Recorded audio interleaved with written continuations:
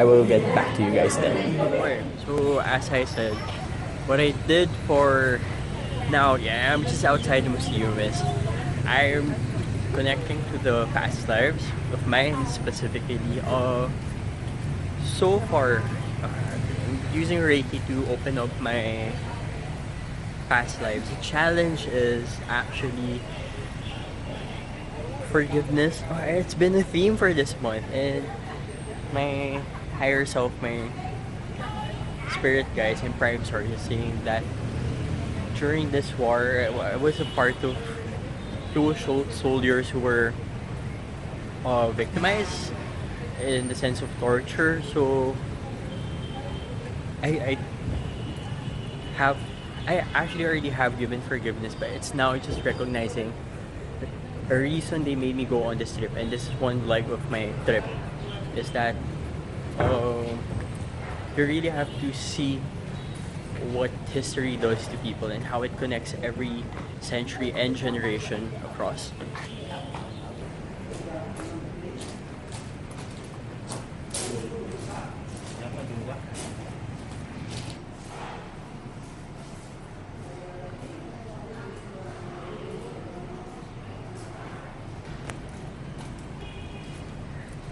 For those who have the abilities of being an empath, I think this is one of the places that I've visited so far. I think would be more challenging if you do connect, or if something connects or resonates with you.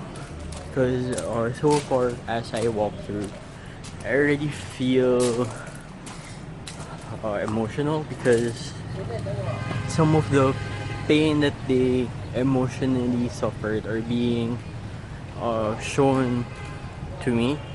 So yeah, it's gonna be a challenge for the empaths who are very sensitive if they do decide to visit, especially those areas which show the images or represent the torture that was endured by the people during that time. So this is the War Remnants Museum, and I've already shown you the outside. Now I'm gonna go in, but I cannot show you what's inside because I think you can't take pictures or videos in this case, and I am already choosing to disconnect myself and shielding myself because just from the outside I've already felt a lot of things. I did try opening my past lives and I saw some things that were very unpleasant, especially when the emotions started coming in, so I had to seal it, learn from it, and close it as soon as I could because it might have overwhelmed me. And it's not a pretty sight if it's in public. Yeah, but one message the guides were telling me to that I can share, and points for meditation and reflection are one, my very encompassing theme of forgiveness for the month. So whatever level of forgiveness, be it admitted or not.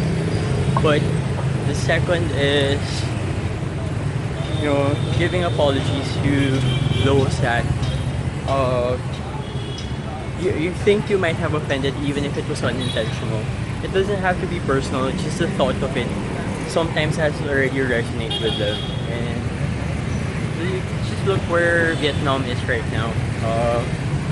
It's developing better, and it's part of the requirement that there's a certain peace that they're receiving because of it. And I can't help it sometimes. I see the auras and messages of the higher selves of other people while I was there, and a lot of them really wanted to tell their present selves about just recognizing the pain and suffering that people can bring on earth. And with this, it's part of their awakening process that they really have to learn to recognize that, hey, things can get better, we as humanity can work better together, and it's time now to really recognize and all together start forgiving each other and ourselves. So yeah, that's the message from the War Remnants Museum. So for now, I'm actually headed back to the hotel just because I want to shower and rest for a while and go to the market tonight. one of the things I do have to say I love about Vietnam, about Ho Chi Minh particularly, is that ever so often I come across these big parks, and this is something I've been wishing they have done in Manila since they started urbanizing, but you know, it's a bit too late. And greeneries like this, having small places to breathe in, are actually pretty good, not only for nature itself, but for ourselves, because we can start recognizing the beauty of fresh air. And for those who meditate, it's a really good place to be at peace, because I mean, shouldn't compare, but Manila specifically doesn't have areas where you can just be at peace, be quiet, and despite all of the urbanizing, because even the small parks are always filled with traffic around it. A yellow triangle for once, which they even close most of. So yeah, do appreciate it when you have these spaces of nature wherever you are. It's not only good for you, it's good for your soul. Okay, so I found a small quaint place, which is pretty good one to go to. So if ever you're in the area, go to Top Chicken Bottom Cafe Bistro.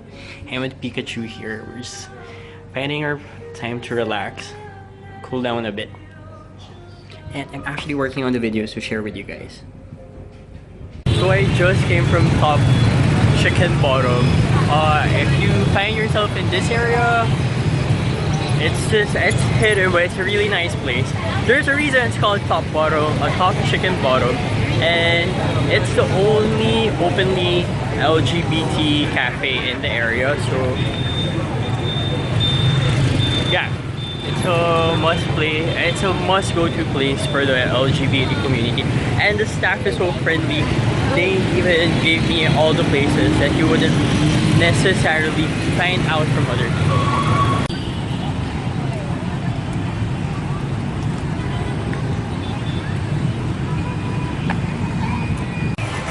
So I was wandering aimlessly and ended up getting lost to this place, so let's give it a try. I actually went into the Bentham street food market, and it's pretty chaotic. Hello. And it took me a while to choose because there's so much selection. Actually, there's a lot of people getting here now. They're setting up the market, so I'm gonna go there after, but I ended up getting these, and people were staring because one guy carrying two big trays with two big foods, and yeah. And I will say this in Tagalog because, you know, ang daming gwapo dito, at sa sobrang daming gwapo dito, wala, natutuwa lang ako, kailangan ko na sabihin. So lalaman na ako, I will eat all of these by myself. So as you can see, the plates are pretty big. Now I don't know how and where to start because people are actually looking with how much food I'm eating. So good luck na lang sa akin. Sasabi ko lang, judge away. Place. Now from the Bentan street market, I'm actually in the Bentan night market. And earlier this morning, I went to Bentan market. You saw what I ate, but apparently I am not done yet. So we will see what happens with the Hailuo food countryside. Good luck to me with all these food. I am not stopping myself. I didn't record any of my shopping because I felt like it was too unsafe, and people were already warning me about the teenagers would just steal and grab your stuff. My night is not over yet. I'm just gonna shower, rest for a while, then head to one of the pubs suggested to me. I just wanna get a quick drink. Maybe mingle, meet new people, and call it a day. I've done a lot. I actually went a lot of shopping, happened. Bought a new bag just because I wanted to make sure I had place for people's pasalubong. We're gonna be visiting more of the tourist sites. Hopefully I finish all of the pasalubongs of the people just to make you guys happy. And yeah, today was very fruitful. I learned a lot, and honestly, I would say it gets pretty lonely sometimes, but Every time I feel a bit of loneliness, especially because I had to devour food good for 3 people apparently. Um, yeah, go back to myself, remember why I'm doing this, and then I find something to make me happy again. So hopefully the night continues to go well, and I will see you guys tomorrow.